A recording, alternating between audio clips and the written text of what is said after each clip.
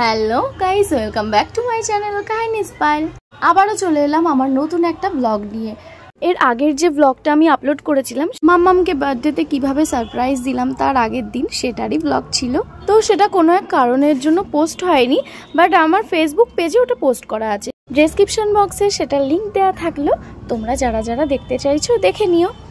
আর এটা হলো নেক্সট দিনের ব্লগ, মানে আজকে হলো মাম্মামের বার্থডে, আর মাম্মামের বার্থডে সেলিব্রেট হবে রবিবার নেক্সট দিন। আর সেই কারণেই বাড়িতে ছোট করে একটা প্যান্ডেল করা হচ্ছে, প্যান্ডেলের লোকও এসে গেছে। আর সকাল থেকে উঠে কোনো ব্লগ করতে পারিনি, ভীষণ ব্যস্ততার মধ্যে দিন কাটছে। প্রথমে গেছিলাম আমি হাসনাবাদে কিছু কাজ মেটাতে, তারপরে আবার বাড়ি এসেছি। তারপরে দেখি কাকুরা এসছে সব জিনিসপত্র দিতে। আর এদিকে তো রান্নাবান্না চলছেই মাম্মামের, যেহেতু আজকে নিরামিষ, 5 রকম ভাজা আর নিরামিষ তরকারি করেই আজকে ভেবেছি মেয়েটাকে দেব। আর কালকে তো সব হবেই। আর যেহেতু দুদিন বৃষ্টি হওয়ার কথা আছে ভীষণভাবে, আর সেই জন্যই প্যান্ডেলটা একটু জাবদা করে করা হচ্ছে। তো এখানে দেখো কাকুরা তো কাকুদের কাজ করছে। আর চলো রান্নাঘরে কি রান্না হচ্ছে সেটা তোমাদের দেখাই। আর এদিকে মেয়ের 5 রকম ভাজা রেডি, এটা মাই করছিল তখন রান্না বান্না। আর আমি আসলাম চা করতে সবার জন্য, যেহেতু সকাল থেকে চা খাওয়ারও সময় ছিল না। তো এখানে বসিয়েছি চা, আর মার তো ভাজাভুজি কমপ্লিট, এবার করবে নিরামিষ একটা তরকারি। আর পায়েসটাও এখনো করা হয়নি, পায়েসটাও বসানো হবে। আর ভেবেছিলাম মাম্মামের জন্য একটু মাছ আনবো, মাছ ভাজা ওকে দেবো, কিন্তু সকাল থেকে এতটাই চাপের মধ্যে ছিলাম বাজারে যাওয়ারই সময় পাইনি। তো ভাবলাম সেই যখন হয়নি আজকে নিরামিষই খাক, আর কালকে দেখবো কি হয়। তো চলো, আর মেয়ে ওদিকে কি করছে সেটা একবার তোমাদের দেখাই। নতুন গাড়ি পেয়ে সে বেজায় খুশি, তার এখন সব খেলনা বাদ, শুধু গাড়ি নিয়ে বসেছে। ঘুম থেকে উঠে পর সে চলে এসেছে গাড়ি চড়তে। আর গাড়িটা কেমন লাগছে সেটা কিন্তু অবশ্যই তোমরা জানিও।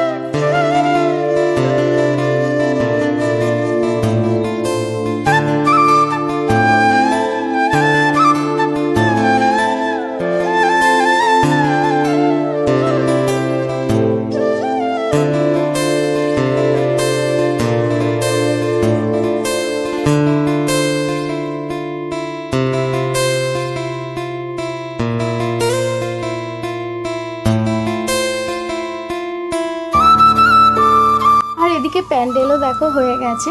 আর প্যান্ডেল হয়ে যাওয়ার পরে ছাদটাকে বেশ অন্যরকমই লাগছে দেখতে, যেহেতু খুব বেশি লোক না, আর সেহেতু খুব বড় প্যান্ডেল করা হয়নি।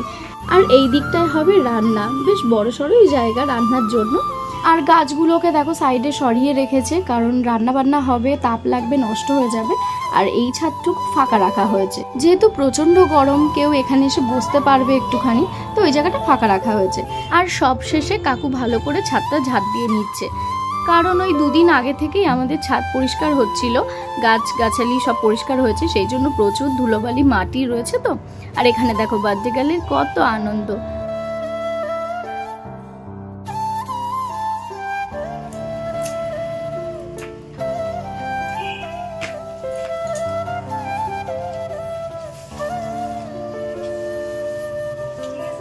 আর সন্ধে এখন 7টা সাড়ে 7টা বাজে, প্রায় রাতই হতে যায়, আর কিছুক্ষণ পরেই রাত।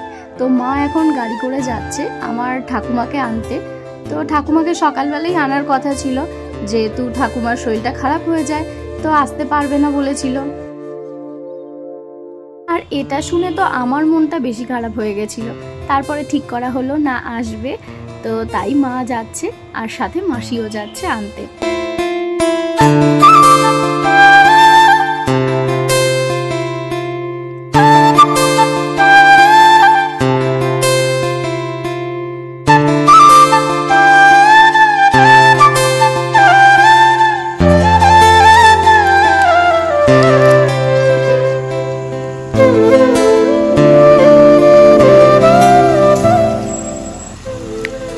ঘন্টার মধ্যে তো পৌঁছে গেলে। আসার পথে 10টায় বেরিয়েছ, 11টায় পৌঁছে গেলে। হ্যাঁ তাই তো বলছি। কে দিয়েছে?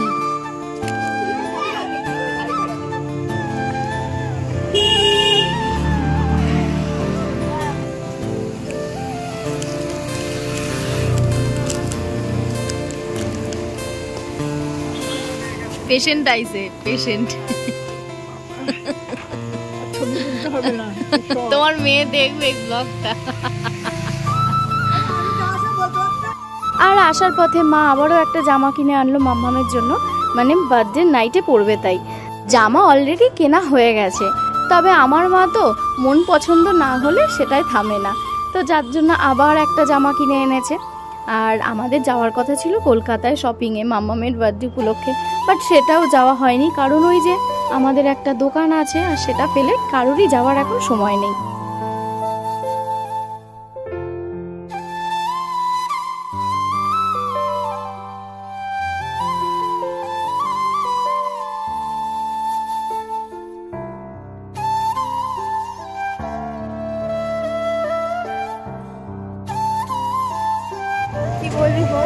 হ্যাঁ তো কি আর বলবো, রাস্তাঘাটে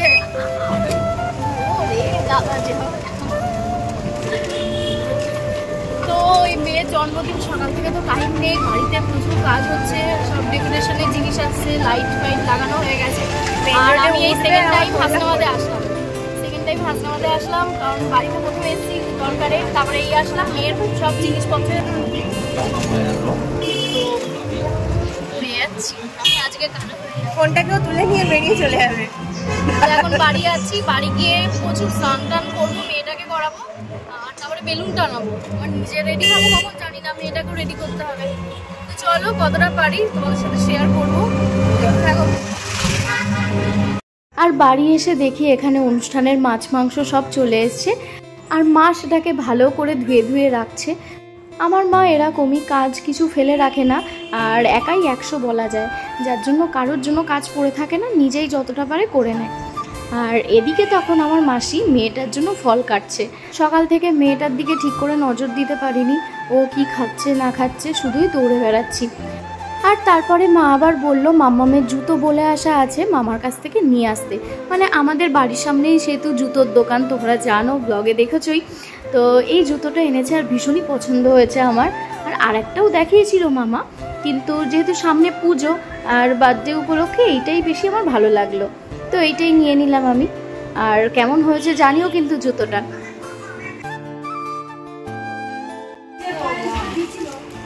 একটা বড় বেলুন এইটা, আর একটা স্পার্কেল আনা হয়েছে, আর 7 নাম্বার এই, আর এই টেপ, আর ওই প্যাকেটটা দাও আস্তে আস্তে। এই প্যাকেটের মধ্যে আনা হয়েছে এই একটা, এই যে এটা বেলুন ফোলানো আর বেলুন এই। তো এখন বাজে 3:45 বাজতে চায়, আর আমি একটু পার্লারে যাব আইব্রো করতে। আইব্রো কিচ্ছু করিনি, টাইম পাইনি আসলে সকাল থেকে। তো মানে আমি জাস্ট শাড়িটা পরবো আর আইব্রো করা থাকবে, এই জাস্ট আমার আজকে সাজ হবে। ইচ্ছা থাকলে উপায় নেই, আর কারণ মাম্মামকে সাজাতে হবে এসে, আর বেলুন ডেকোরেশন করতে হবে, তার তো লোক নেওয়া হয়নি, নিজেরাই করবো বলে এত মুখোমুখি পড়ে গেছে সব কিছু।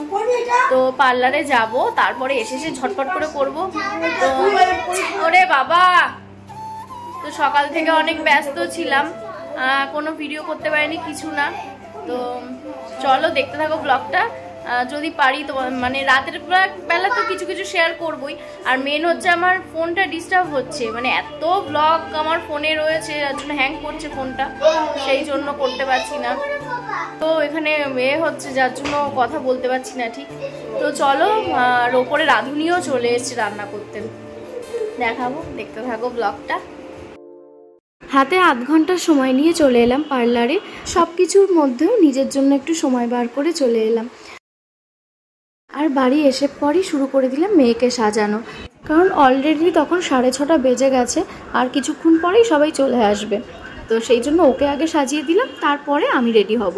প্রায় সাজানো কমপ্লিট, আর কিছুটা বাকি জাস্ট। তো এখানে সবাই রেডি হচ্ছে আস্তে আস্তে, আর হচ্ছে চা খাওয়া। আর যতটা না করলেই নয় ততটাই মেকআপ দিচ্ছিলাম মাম্মামকে, খুব বেশি না, হালকা করে করে একটু একটু করে দিচ্ছিলাম। যেহেতু ও মেকআপ করতে ভীষণই ভালোবাসে, ওর নাচের জন্য করতে হয়, সেই কারণে একটু সাজিয়ে দিচ্ছিলাম ওকে। আর এবার জাস্ট ওকে লিপস্টিকটা পরাবো, চুলটা বাঁধবো। আর এর মধ্যেই চলে এলো কেক, মানে বার্থডে গার্লের কেক, যেটা আজকে কাটা হবে। তো কি দারুণ, দেখতেই পাচ্ছ, ভীষণ পছন্দ হয়েছে। আর এই কেকটা এসছে মাম্মামের কাকায়ের তরফ থেকে। আর কেমন হয়েছে কেকটা অবশ্যই জানিও, কিন্তু আমাদের তো ভীষণ পছন্দ হয়েছে। তো কেকটা তো আগে চলে এসেছি, আর এবার এটাকে তুলে দেবো ফ্রিজে। সে তো আগে থেকেই ফ্রিজটা ফাঁকা করে রেখেছিলাম, কারণ এটা গলে যেতে পারে, এতটাই গরম, তার জন্য ফ্রিজে রেখে দিতে বললো।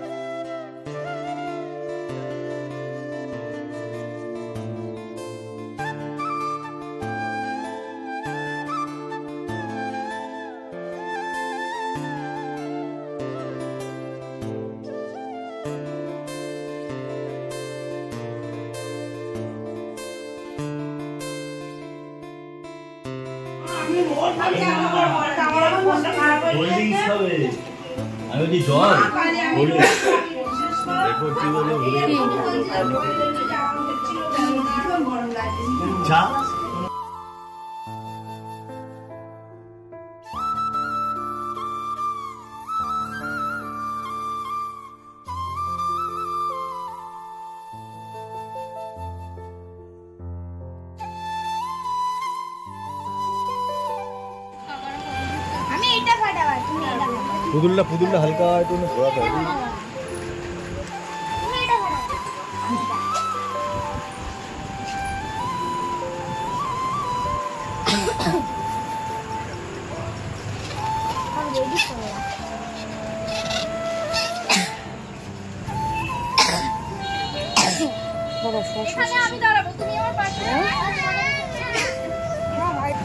মাম্মাম দাঁড়া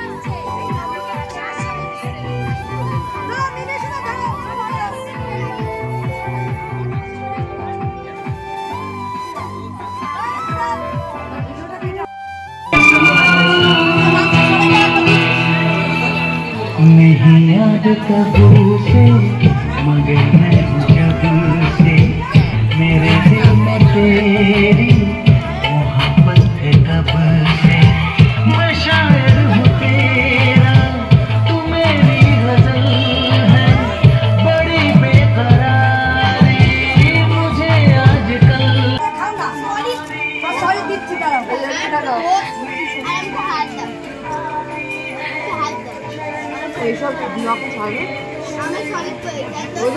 তার প্রমাণ থাকবে কে কি খাচ্ছে।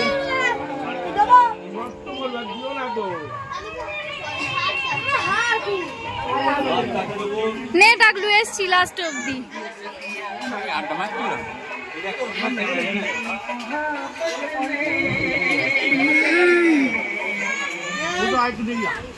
ঠিক আছে।